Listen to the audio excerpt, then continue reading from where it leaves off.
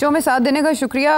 Seat साहब, बहुत से अगर मगर के दरमियान जो एक और बात हुई वो बहुत अहम थी कि बानी पीटीआई से मुलाकातों पर 18 अक्टूबर तक के लिए पाबंदी लगा दी गई। अच्छा, सिर्फ उन्हीं तक महदूद नहीं है, अडयाला के दीगर कैदियों से भी मुलाकातों पर, ज़ाहिर है टेरिटरी आसपास ही है, तो इसीलिए कुछ ऐसे खदशात भी हैं। अभी हाल ही में एक अटैक भी हुआ जिसकी वजह से सिक्योरिटी भी सख्त कर दी गई है और मुलाकातों पर पाबंदी भी लगाई गई है। मैं आपसे ये जानना चाहती थी कि ये पाबंदी सियासी ज़िम्न में लगाई गई है या इंतज़ामी तौर पर अहम थी? दोनों, क्योंकि खान साहब ने तो पूरी कोशिश करनी है ना कि किसी तरीके से डिसरप्ट किया जाए और डी चौक को ऑक्यूपाई किया जाए फिर से। तो वो तो हर रोज कहेंगे पहुंचो, हर रोज बयान देंगे पहुंचो। तो इसलिए मेरा ख्याल है कि उनका तो टैक्टिकल यही है ना कि जी डी चौक पे हमारे 5000 बंदा पहुंच जाए, तो फिर देखते हैं असेंबली कैसे पास करती है ये कॉन्स्टिट्यूशनल अमेंडमेंट। तो इसलिए मेरा ये मौकफ था कि पहली बात ये है कि कॉन्स्टिट्यूशनल अमेंडमेंट जो है वो सरप्राइज होना चाहिए, उसका मसवदा भी it should be a surprise. एक दिन पहले, उससे पहले पता नहीं चलना चाहिए, नंबर एक। नंबर दो, सारे मुत्तफिक होने चाहिए उसके ऊपर। नंबर तीन, कि उसकी डेट भी पता नहीं होनी चाहिए कि किस वक्त को। खान साहब की तो यही कोशिश होगी और उनके दोस्तों की और फॉलोअर्स की कि किसी तरीके के साथ डी चौक पर पहुंचा जाए और वहां जाके काबू किया जाए डी चौक को, ताकि असेंबली का घेराव हो सके। तो अगर ये, तो मेरा ख्याल है ये both administrative and political. Khan साहब को चुप करके बैठा के रखना ताकि वो कोई इंस्ट्रक्शंस ना भेज सके या कोई नई बात ना शुरू कर दे। ठीक है। अमेंडमेंट्स के अलावा एससीओ कॉन्फ्रेंस यानी एक तीर से दो शिकार ये गवर्नमेंट करने जा रही है और उसके बाद उससे अगले दिन 19 तारीख को 190 मिलियन पाउंड केस की समाअत है। शायद तभी रूनुमाई हो सके और वो सहाफ़ियों से कोई बात करके अपना मौक़िफ़ दे सकें इस सारी हलचल और हैपनिंग जो भी पाकिस्तान में हुई इस अरसे में, क्योंकि अभी तक उनका मौक़िफ़ सामने नहीं आया, ना डी चौक के एहतजाज के ऊपर और ना ही उसके बाद की सूरत हाल के ऊपर। लेकिन मीनवाइल सेठी साहब, एक अरसे से जो इन्वेस्टमेंट पाकिस्तान नहीं आ रही थी, जिसको क्वेश्चन किया जा रहा था सऊदीज़ के आने को, यूएई से इन्वेस्टमेंट के आने को, IMF डील तो चले हो गई, तब सऊदी वफ्द का पाकिस्तान का विजिट, इसको काफ़ी कदर की निगाह से देखा जा रहा है और जिन ख्यालात का इजहार वो वफ्द कर रहा है और जितने खुश वज़रा दिखाई दे रहे हैं, वज़ीर आज़म, नायब वज़ीर आज़म दिखाई दे रहे हैं, वो ये कह रहे हैं कि ये पाकिस्तान टेक ऑफ कर रहा है और पाकिस्तान जो है वो एक बड़ी माशी ताकत बनने जा रहा है। डू यू थिंक ये सब एक राइट डायरेक्शन में चीज़ें अब जाना शुरू हो गई हैं और इस गवर्नमेंट को कम अज़ कम इंश्योरेंस पॉलिसी मिल गई है इस विजिट के बाद? आयशा, इस वक्त आप इकोनॉमिक एक्सपर्ट्स जो हैं इंडिपेंडेंट भी, वो सारे एक ही बात कर रहे हैं कि अब मामला चल पड़ा है, रेलगाड़ी पटड़ी पे चढ़ गई है और शुरू हो गया काम। और अब 4-5 साल में अगर ऐसी चलती रही, डिरेल ना की खान साहब ने, तो ये मामला जो है, इकोनॉमी जो है वो कंट्रोल में आ जाएगी और बेहतरी की तरफ बढ़ेगी और GDP ग्रोथ भी होगी, एम्प्लॉयमेंट भी होगी। इस वक्त सारे इंडिकेटर्स जो हैं मैं मेंशन कर सकता हूँ, मगर वो टेक्निकल बातें हैं कि देखिए ना, रेमिटेंसेस भी बढ़ गए हैं जी, इन्फ्लेशन जो है वो 6% पे आ गई है, फॉरेन इन्वेस्टमेंट जो है वो, अब ये लोग भी पैसे ला रहे हैं, IMF आ गया है, फिस्कल डिफिसिट जो है उसकी तरफ जो कार्रवाई हो रही है under the new dynamic chairman of FPR Rashid Langrial साहब, things are moving in the right direction. और फिर ये IPPs के साथ भी कुछ समझौते हो रहे हैं और ताकि कुछ रिलीफ मिले। तो मैं समझता हूँ कि in principle we are moving in the right direction. जो मुश्किल फैसले थे वो हो गए हैं। अब जो प्रॉब्लम्स आ सकते हैं आगे, उनको एंटिसिपेट किया जा सकता है और वो काफी खतरनाक हो सकते हैं अगर मिडिल ईस्ट के अंदर जंग छिड़ जाती है। अच्छा। और फिर ऑयल की कीमत जो है वो 100 से ऊपर चली जाती है, तो फिर मसले बन सकते हैं आपके लिए। But for the time be things are looking good. But देखिए, when things are looking good doesn't mean कि आम लोगों के लिए फौरी तौर पे बड़ी रिलीफ होने जा रही है, नहीं। इसका ये मतलब है कि जो बुरी, जो खराब काम हो रहे थे ना, वो रुक गए हैं। जो मुश्किलात दिन ब दिन बढ़ रही थी, वो मुश्किलात रुक गई हैं। ये नहीं कि वो खत्म हो गई हैं या वो रिवर्स हो गई हैं, नहीं, मगर रुक गई हैं। जो इन्फ्लेशन होनी थी, महंगाई होनी थी, वो हो चुकी है। अच्छा। अब वो हर रोज या हर महीने की महंगाई उस तरीके से नहीं हो रही है, वो स्टेशनरी होगी।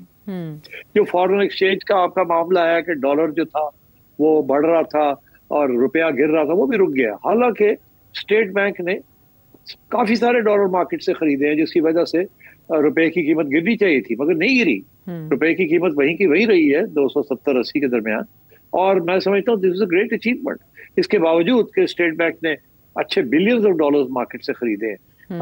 आमतौर पे अगर ये खरीदते तो बहुत ज्यादा डॉलर की कीमत बढ़ जाती और इन्फ्लेशन हो जाती।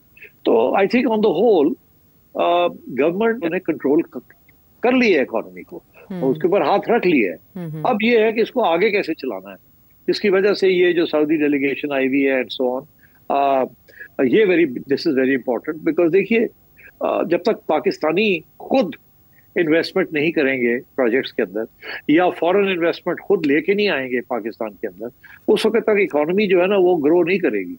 It can not only grow on the basis of services sector and remittances. तो इसलिए आई थिंक चैलेंजेस अभी बहुत है आगे, तो let's see how it goes, but so far so good. So far so good. Grip दिखाई दे रही है हुकूमत की अभी माशी मामलात के ऊपर। लेकिन एक और बड़ा जो स्टेप जो कैबिनेट की तरफ से वज़ीर आज़म ने अनाउंस किया कि 5 IPPs के साथ हम मुआहदे ख़त्म कर रहे हैं। बिजली के बिल्स का मसला ये कोर इश्यूज़ में से है इंडस्ट्री के लिए हमारे। और फिर आपने कहा कि अभी आम लोगों के लिए रिलीफ उस तरह से नहीं होगा, लेकिन ये बिजली की कीमतों में कमी की जो बात की जा रही है और IPP से मुआहदा ख़त्म करने की फौरी रिलीफ का सबब बन सकती है ये? नहीं, फौरी रिलीफ नहीं है। यकीन ये 5 रुपए इधर हो जाना, 5 रुपए इधर हो जाना, दिस इज नॉट, देखिए ना, जो this is not major relief. ये पेट्रोल की कीमत आप हर रोज सुनते हैं 4 रुपए बढ़ गई, 3 रुपए गिर गई, तो ये तो अप एंड डाउन चलता है। जहां तक energy, basic energy is still very expensive in Pakistan, और ये 4 या 5 IPPs के साथ समझौता करने के साथ मेजर इश्यूज आपके नहीं रिजॉल्व होंगे। You need to have a bigger strategy.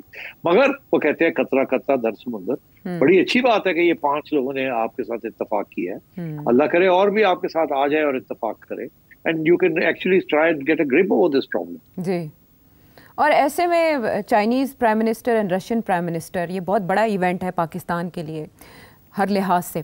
Pakistan की सरजमीन पर इतने बड़े लेवल के डेलीगेशंस का आना, फिर इस तरह के मुआहदे होना जो पाकिस्तान को इस वक्त ज़रूरत है जिनकी, तो एक मुश्तरका इजलास भी चाइनीज़ प्राइम मिनिस्टर के लिए तलब किया गया है। सवाल यहाँ पर यह है कि चाइनीज़ प्राइम मिनिस्टर का ये विज़िट कितना इम्पॉर्टेंट है कि उनको फिर दावत दी जा रही है कि वो जॉइंट सेशन से भी खिताब करें।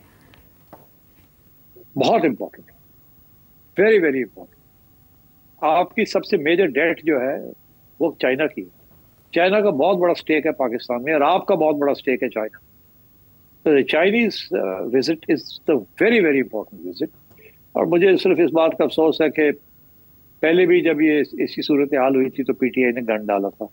अब फिर कोशिश उनकी यही होगी कि किसी तरीके से उसको डिसरप्ट किया जाए, डिमोरलाइज किया जाए, डिमीन किया जाए, इंस्टेबिलिटी क्रिएट की जाए। So I am so sorry about this कि अगर एक चीज जो है एक स्ट्रेटेजिक रिलेशनशिप है उसके ऊपर भी PTI जो है ना is unrelenting. They don't care. But anyway, that's their politics. But सिर साहब, जैसे आज हमने देखा बड़ा खूबसूरत मंजर था कि दाएं और बाएं, एक तरफ गवर्नर KP बैठे थे और दूसरी तरफ हमारे वज़ीर दाखिला मोहसिन नकवी साहब बैठे थे, और दरमियान में वो अली अमीन गंडापुर साहब बैठे थे जो गायब हो गए थे, मिल ही नहीं रहे थे, राब्ता नहीं हो रहा था उनसे। अब देखिए, राब्ते अडयाला से मुमकिन नहीं है 18 तारीख तक, जब तक इस समिट का इनेकाद नहीं हो जाता। तो आपको नहीं लगता ऐसा है कि barrister Gohar on its own कोई ऐसा फैसला कर सकते हैं कि खैर सगाली का एक मैसेज आए, पाकिस्तान तहरीक इंसाफ इस अंदाज से बिहेव करे जॉइंट सेशन के मौके पर? Barrister Gohar is a nobody. Sorry. He's a decent man, Sharif Admi. I have enormous respect for him. But he's not a decision maker. And he is not in any position to take decisions and give decisions. Although he'll follow orders. Gandapur Saab is the man of the hour. Gandapur Saab is running the show on behalf of Imran Khan. You have to watch Gandapur and see what Gandapur is doing. और ये जो है ना, ये जो KP के अंदर फैसला हुआ है, फेडरल गवर्नमेंट और गंडापुर, फेडरल गवर्नमेंट और प्रोविंशियल गवर्नमेंट मिलके to tackle both terrorism and the issue of Pashtun movement, तहफ़्फ़ुज़ मूवमेंट, तो PTM जो है, तो ये I think it's a good decision. मेरा ख्याल है गंडापुर साहब को कहा जाए कि आप डील करें, it's a provincial issue, although it's a national issue, but province के अंदर ये हो रहा है, you deal with it and we will support you. जिम्मेदारी लेनी चाहिए गंडापुर साहब, इसको ड्राइविंग सीट में रखना चाहिए, और अगर वो कामयाब नहीं होते तो then you can take over and say okay, आपको मौका दिया था, आपने नहीं सही किया, मसला बन गया। Because at the end of the day जो डिस्टेबलाइजेशन होती है वो तो फिर KP में होगी, एंड KP में इस वक्त लॉलेसनेस बढ़ रही है अनफॉर्चुनेटली। ठीक है। दूसरी तरफ हमाद अजहर साहब बता रहे हैं कि फ़लाँ तारीख को फ़लाँ जगह एहतजाज किया जाएगा। क्या पाकिस्तान तहरीक इंसाफ इस अरसे में अपनी एहतजाज की पॉलिसी जारी रखेगी? जी बिल्कुल जारी रखेगी, वो तो एक परमानेंट पॉलिसी होगी। आप ना सोचिए कि वो छोड़ देंगे अपनी पॉलिसी को। They will carry on agitating, they will carry on doing what they are doing. उसकी वजह यह है कि उन्होंने जो मौक़िफ़ इख्तियार किया है वो ये है ऑल और नथिंग। या जब हम हैं तो और कोई नहीं है, और हम नहीं मानते, कोई चीज नहीं मानते हम। अच्छा। देखिए ना, नॉर्मल पॉलिटिक्स में तो ये होता है, गिव एंड टेक होती है, आगे बढ़ना, पीछे हटना, कॉम्प्रोमाइज, बिकॉज आपने आइन के मुताबिक चलना है ना। आइन के अंदर तो सबके लिए जगह है। पीटीआई किसी के लिए जगह नहीं छोड़ना चाहती जी। और वो एक किस्म की मॉरल हाई ग्राउंड ली हुई है कि जी सारे गंदे हैं, सारे करप्ट हैं, हम नहीं मानते। वो तो याद नहीं आपको, पार्लियामेंट नहीं मानते थे खान साहब, तो अब जाके पार्लियामेंट के अंदर बैठ गए हैं तो अब मानते हैं, because he thinks he has a popular vote behind it. मगर जब ये ऑपोजिशन में थे पिछली हुकूमत में, तो ये तो गालियां देते थे पार्लियामेंट को जी। आपको याद है धरने के दौरान जी। तो खान साहब विल बी खान साहब, आप you can not deal with Khan साहब। खान साहब जो वो यही है कि जो खान साहब के फॉलोअर्स हैं, जब वो इनको छोड़ेंगे, अगर वो वक्त आता है कि वो देख लेते हैं कि यार ये क्या हो रहा है, गड्ढापुर जैसे लोग रखे हुए इन्होंने, मरवर जैसे लोग रखे हुए थे, और मतलब है कि तो फिर लोग क्वेश्चन करेंगे कि यार ये क्या हो रहा है, व्हाट्स गोइंग ऑन। मगर आई थिंक वो भी टाइम नहीं आया। लेकिन आपके ख्याल में अक्टूबर गुजर गया तो फिर पीटीआई को या इमरान खान साहब को अपनी पॉलिसी रिव्यू करनी पड़ेगी? करनी चाहिए, पड़ेगी या नहीं पड़ेगी ये तो खान साहब पे डिपेंड करता है। He doesn't review anything frankly. मगर ये है कि रिव्यू करनी चाहिए उनको। मेरा तो ये ख्याल है कि उनको अपने लिए स्पेस क्रिएट करनी चाहिए, उनको कोई सेटलमेंट करनी चाहिए, उनका एक मकसद होना चाहिए, और उस मकसद के पीछे उनको हर चीज करनी चाहिए। वो मकसद एक होना चाहिए, to get a new election which is as free and as fair as possible, और जितनी जल्दी। मगर उसके ऊपर कंडीशंस नहीं लगानी चाहिए कि जी कल होएगी तो नहीं होएगी, ਅਸੀਂ उड़ा देंगे अगर कल नहीं होएगी। अगर वो 4 साल के बाद भी खान साहब को इलेक्शन मिलती है तो खान साहब still going to benefit from that. ये गलत फहमी है कि खान साहब का सपोर्ट बेस खत्म हो जाएगा। मगर अगर खान साहब ऐसे ही चलते रहे तो फिर you know many things can happen. और अभी तक जो कुछ हो चुका, यस, अभी तक जो कुछ हो चुका, हाँ, वो भी समझाने के लिए काफी है। खान साहब को मेन स्ट्रीम में वापस आना चाहिए। खान साहब को देखिए ना, खान साहब जब वोट ऑफ नो कॉन्फिडेंस हुआ था, खान साहब ने गलती की, लड़ाई झगड़े शुरू कर दिए। खान साहब को चाहिए था यस हो गया vote of no, I am going, ये जॉनीज चला लें, तो ये मर जाते। खान साहब ने तो उस वक्त अनकॉन्स्टिट्यूशनल चीजें करनी शुरू कर दी, लड़ाई झगड़े, रोना धोना, और वो सुप्रीम कोर्ट को रात को 12 बजे खोलना पड़ गया, एंड सो ऑन। फिर आर्मी चीफ के ऊपर एवं जाके लड़ाई झगड़े ले लिए। इतना शोर ना डालते खान साहब तो कोई मसला नहीं था, बट नहीं, खान भी खान। बाकी जमातों से सीख लें, बाकी जमातें ओवर द टाइम उन्हें कुछ देखा, सियासत सीख लें। देखिए ये जो आइन है ना आयशा, ये जो आइन है ना, ये सियासत है जी। आइन is a political document, it's a consensus political document जी। खान साहब can not get rid of the आइन and say I am the only politician जी, I am the only sane hope. ये नहीं कर सकते वो, ठीक, ये तो कुछ भी नहीं कर सकते। जब वो कॉन्स्टिट्यूशन की छुट्टी कराते हैं तो फिर भी कॉन्स्टिट्यूशन को लेके ही चलते हैं। तो खान साहब तो कहते हैं नहीं, मैं हूँ constitution, I am Napoleon Bonaparte. ये क्या बात हुई? आजकल के जमाने में नहीं है, ऐसे नहीं हो सकता। आपको लचक दिखानी पड़ेगी कुछ उमूर पर, ममलिकत चलते हैं उसी दायरे में आना पड़ेगा जो आइन आपको सिखाता है, और उसी दायरे में रहते हुए उमूर ममलिकत या सियासत चलाना होगी। वापस आते हैं तो बात करेंगे सियासत की।